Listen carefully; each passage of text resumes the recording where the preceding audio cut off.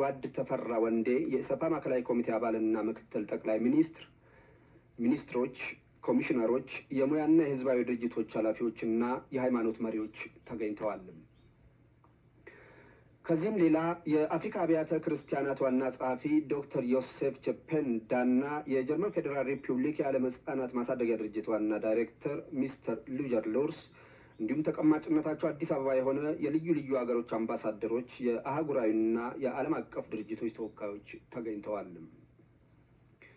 በዚሁ ስነ ስርዓት ላይ ጓድ ተፈራ ወንዴ የሚኒስትሮች ምክር ቤት ጽሕፈት ቤትን፣ ብፁዕ አቡነ አብርሃ ቅዱስ ሲኖዶስን፣ ሊቀ መምህራን ድምፀ ገብረመድኅን የኢትዮጵያ ኦርቶዶክስ ተዋሕዶ ቤተክርስቲያን ጠቅላይ ጽሕፈት ቤትን በመወከል በቅዱስነታቸው መቃነ መቃብር ላይ አበባ አኑረዋል።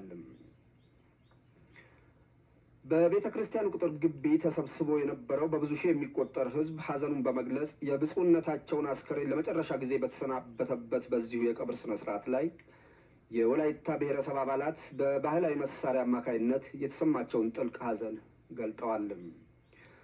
አስከሬኑ ከቅድስት ሥላሴ ካቴድራል ወጥቶ ለሕዝብ ስንብት በተዘጋጀለት የክብር ቦታ ላይ እንዳረፈም በአዲስ አበባ ከተማ የሚገኙ አብያተ ክርስቲያናት ካህናት ለግማሽ ሰዓት ሐዘናቸውን በደወል ገልጠዋል።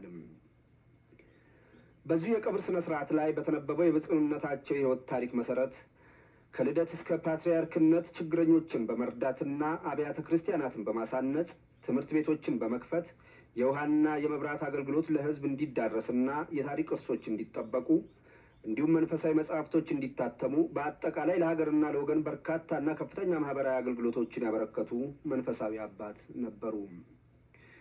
የቅዱስነታቸው አስከሬን ከቀኑ 5 ሰዓት ላይ በብዙ ሺህ ሕዝብ ታጅቦ ቤተክርስቲያኑን ከዞረ በኋላ የቀብሩ ስነ ስርዓት እስከሚፈጸምበት ጊዜ ድረስ በተዘጋጀለት የክብር ስፍራ እንዲቆይ ተደርጓል።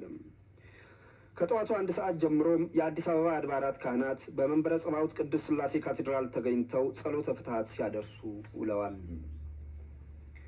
እንዲሁም በዛሬው ዕለት ከቀትር በፊት ሚኒስትሮች፣ ኮሚሽነሮች፣ የሙያና የህዝባዊ ድርጅቶች ኃላፊዎችና የሃይማኖት መሪዎች በብፁዕነታቸው አስከሬን ላይ አበባ ያኖሩ ሲሆን ግለሰቦችና የሃይማኖት መሪዎች በካቴድራል ውስጥ በተዘጋጀ የክብር መዝገብ ላይ በመፈረም ሐዘናቸውን ገልጠዋል።